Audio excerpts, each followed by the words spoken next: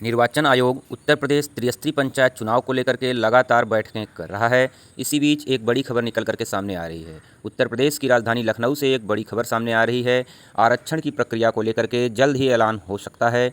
Rotation की व्यवस्था में क्या स्थिति रहेगी, इसकी भी जानकारी आज की इस वीडियो में हम आपको देने वाले हैं।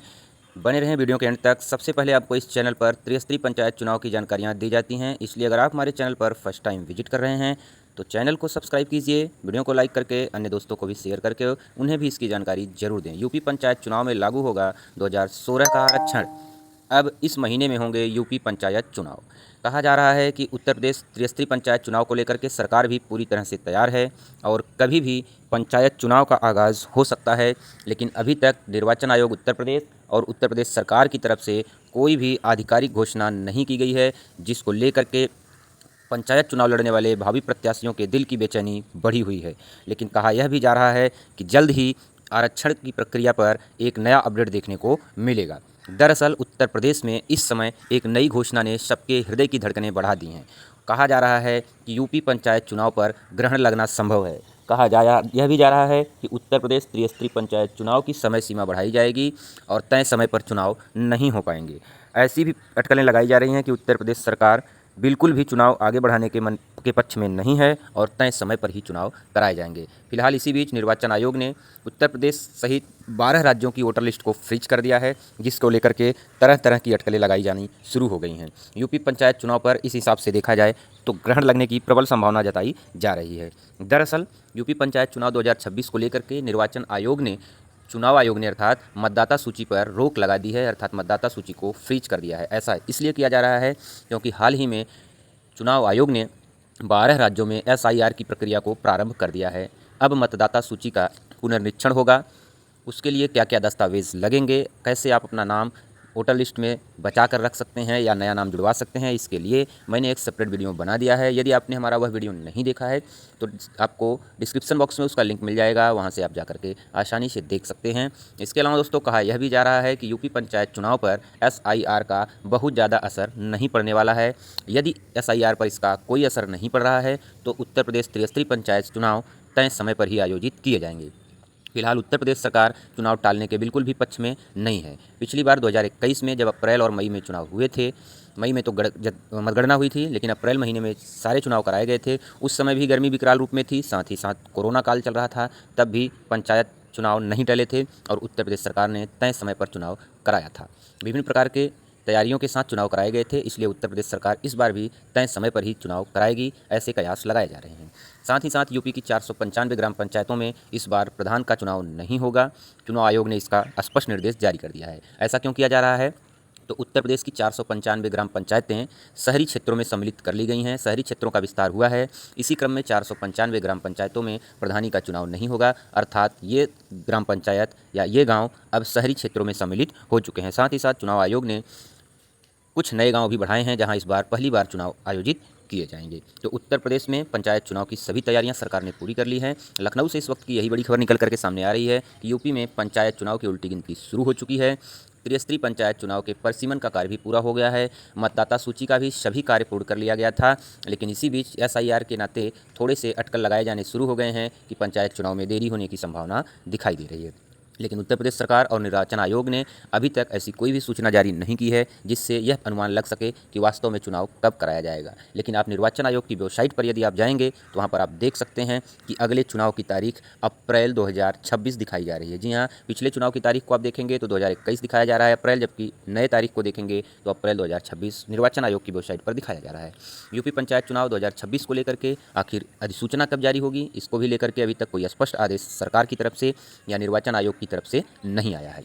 पंचायती राज विभाग अभी भी पुराने प्रधानों से ही काम ले रहा है और इस समय जो वर्तमान में आपके ग्राम सभा के प्रधान हैं, क्षेत्र पंचायत हैं या जिला पंचायत हैं, वे अभी तक अपना कार्य कर रहे हैं, क्योंकि अभी तक उनके लिए कोई भी आधिकारिक सूचना जारी नहीं हुई है। तो जब तक कोई सरकार की तरफ से आधिकारिक सूचना नहीं आती है, तब तक यह नहीं कहा जा सकता है कि वास्तव में चुनाव कब आयोजित किए जाएंगे। लेकिन उत्तर प्रदेश सरकार और निर्वाचन आयोग पूरी तरीके से चुनाव को लेकर के सजग है और चुनाव की लगभग सभी तैयारियां पूरी कर ली गई हैं।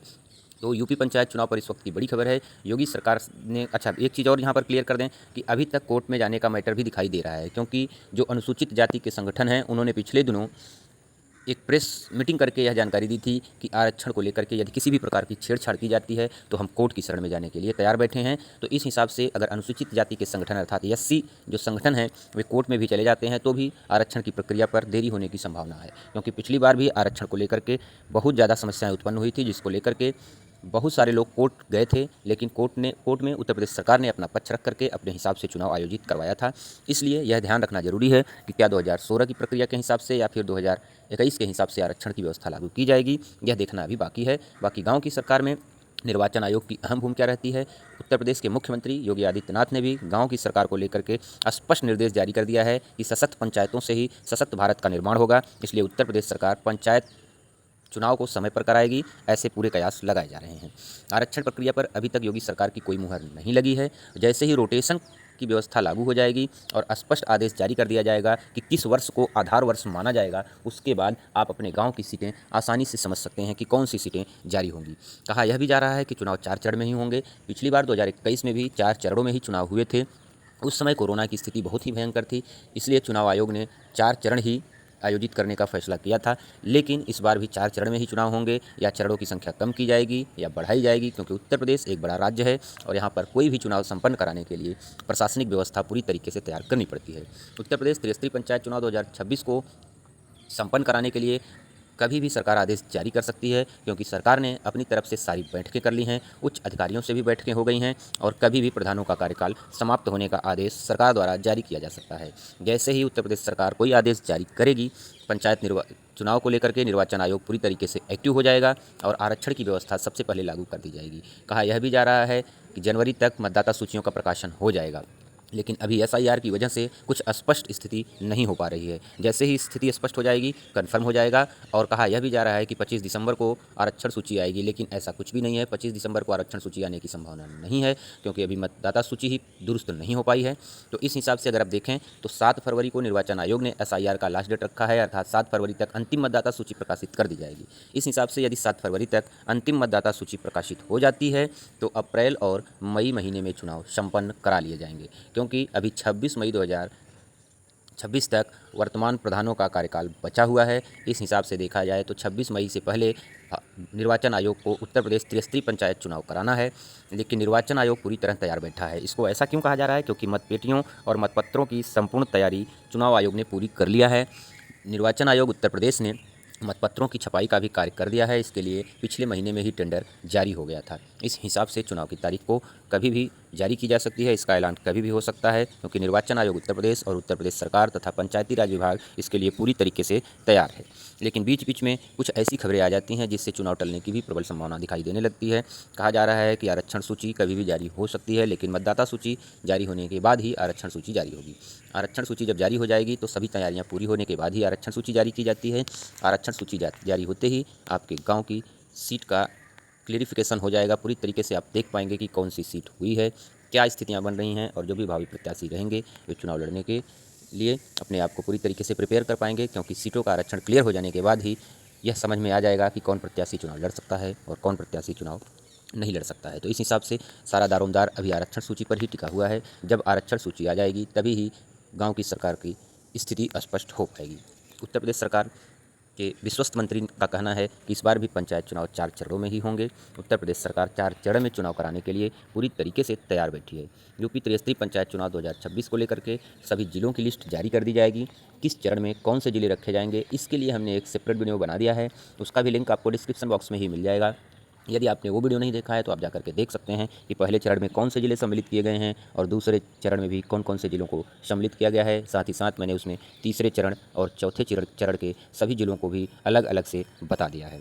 तो इस हिसाब से अगर आप देखें तो सरकार एक बड़ा फैसला ले रही है पंचायत चुनाव पर। पंचायत चुनाव का आगाज़ कभी भी हो सकता है। उत्तर प्रदेश त्रिस्तरीय पंचायत चुनाव को लेकर के सभी प्रत्याशी अपने क्षेत्र में लग चुके हैं। भावी प्रत्याशी अपने अपने स्तर से मतदाताओं को लुभाने में लगे हुए हैं, लेकिन अभी आरक्षण की स्थिति स्पष्ट नहीं हो पाने के कारण सभी वर्गों के प्रत्याशी सभी मतदाताओं को लुभाने में लगे हुए हैं। अनरिजर्व कैटेगरी के भी कैंडिडेट्स जो चुनाव लड़ने के इच्छुक हैं वे अपने स्तर से गांव में प्रचार प्रसार शुरू कर दिए हैं। साथ ही साथ आरक्षित वर्ग में अन्य पिछड़ा वर्ग और अनुसूचित जाति के भी कैंडिडेट अपने अपने स्तर से प्रचार प्रसार शुरू कर दिए हैं। इसलिए आरक्षण की प्रक्रिया सबसे पहले निर्धारित होने के बाद फाइनल कैंडिडेट्स क्लियर हो पाएंगे।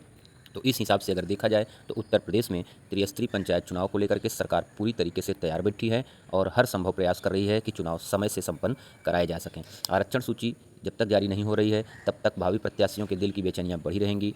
स्पष्ट आदेश जब तक नहीं आ जाता है तब तक अटकलों का बाजार गर्म रहेगा।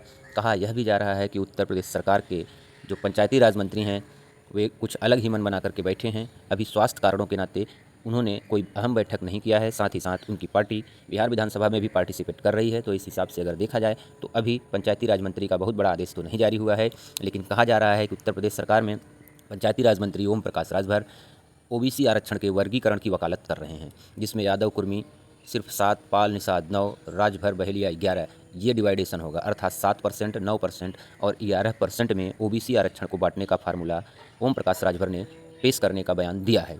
उन्होंने यह भी कहा है कि इसका निर्णय उत्तर प्रदेश के मुख्यमंत्री योगी आदित्यनाथ ही लेंगे, लेकिन पंचायती राज मंत्री के इस बयान से उत्तर प्रदेश के सियासी गलियारों में एक अलग ही चर्चा चल पड़ी है। कहा जा रहा है कि उत्तर प्रदेश सरकार पंचायती राज विभाग के मंत्री ओम प्रकाश राजभर की बात मानने के लिए पूरी तरीके से तैयार है। तो इस हिसाब से देखा जाए तो प्रधान बीडीसी और जिला पंचायत के चुनाव लड़ने वाले अन्य पिछड़ा वर्ग के कैंडिडेट्स भी 3 भागों में डिवाइड हो जाएंगे। अन्य पिछड़ा वर्ग को 3 भागों में डिवाइड किया जाएगा। पहले भाग में 7% आरक्षण, फिर 9% और 11% रखा जाएगा। तो इसको लेकर के अभी तक मैंने आपको एक वीडियो के माध्यम से संपूर्ण जानकारी प्रोवाइड करा दिया है। तो वह वीडियो अगर आपने नहीं देखा है तो उसके लिए भी आप हमारे इसी चैनल पर जाकर के 7%, 9% और 11% क्या है, इसका आरक्षण कैसे लागू होगा, ओबीसी आरक्षण वर्गीकरण कैसे होगा, इसके लिए मैंने सेपरेट वीडियो बनाया है, उसको भी आप जाकर के इसी चैनल पर देख सकते हैं। साथ ही साथ अनुसूचित जाति के संगठन कोर्ट की शरण में जाने के लिए जो बयानबाजी दिए हैं उसका भी एक छोटा सा बाइट मैंने इसी चैनल पर लगा दिया है। आप उसकी भी वीडियो देख करके उत्तर प्रदेश त्रिस्तरीय पंचायत चुनाव 2026 के बारे में संपूर्ण जानकारी प्राप्त कर सकते हैं। तरह तरह के कयास लगाए जा रहे हैं, लेकिन अभी तक सरकार की तरफ से कोई स्पष्ट आदेश नहीं जारी हुआ है। तो सभी भावी प्रत्याशी सरकार के आदेश का या चुनाव आयोग के नए आदेश का इंतजार करें। अभी सरकार पूरी तरीके से चुनाव समय पर कराने के पक्ष में है, इसलिए आप लोग अपनी तैयारी करते रहें। कहा यह भी जा रहा है कि निर्वाचन आयोग एसआईआर की प्रक्रिया के तुरंत बाद एक अहम बैठक करके कभी भी चुनाव की घोषणा कर सकता है, और जैसे ही चुनाव आयोग चुनाव की घोषणा करेगा आचार संहिता लग जाएगी और सभी प्रत्याशियों का आरक्षण सबसे पहले क्लियर कर दिया जाएगा। तो आपको यह आसानी से पता लग जाएगा कि आपके गाँव में कौन सी सीट होने वाली है। जैसा कि मैंने मतपत्रों की छपाई की बात किया था, तो उत्तर प्रदेश सरकार और निर्वाचन आयोग ने टेंडर जारी करके सभी मतपत्रों के छपाई का कार्य पूर्ण कर लिया है। और कौन कौन से प्रत्याशियों को, अर्थात किस पद के प्रत्याशी को किस कलर का कागज़ रहेगा, ये भी मैं आपको बता देता हूँ। तो जो ग्राम पंचायत के सदस्य होते हैं उनके लिए सफ़ेद कागज़ पर मतदान होगा। साथ ही साथ ग्राम प्रधान के लिए हरे रंग का पेपर रहेगा मत। इसके अलावा क्षेत्र पंचायत सदस्य के लिए नीला मतपत्र रहेगा तथा जिला पंचायत सदस्य के लिए गुलाबी मतपत्र ही प्रकाशित हो रहा है। ध्यान रखें, पिछली बार भी इसी प्रकार के कागज़ों पर मतपत्रों की छपाई हुई थी और इस बार भी इसी प्रकार के कागज़ पर मतपत्रों की छपाई हो रही है। तो 4 चुनाव साथ में होने हैं और चारों के लिए अलग अलग रंग के मतपत्रों की छपाई पूरी हो गई है। इस हिसाब से अगर देखा जाए तो निर्वाचन आयोग उत्तर प्रदेश अपनी संपूर्ण तैयारी कर चुका है। कभी भी चुनाव की घोषणा हो सकती है, इसलिए भावी प्रत्याशी अपने अपने क्षेत्र में प्रयास करते रहें। जब तक आरक्षण की प्रक्रिया नहीं हो जाती है पूरी, तब तक कोई भी सीट कन्फर्म नहीं हो पाएगी।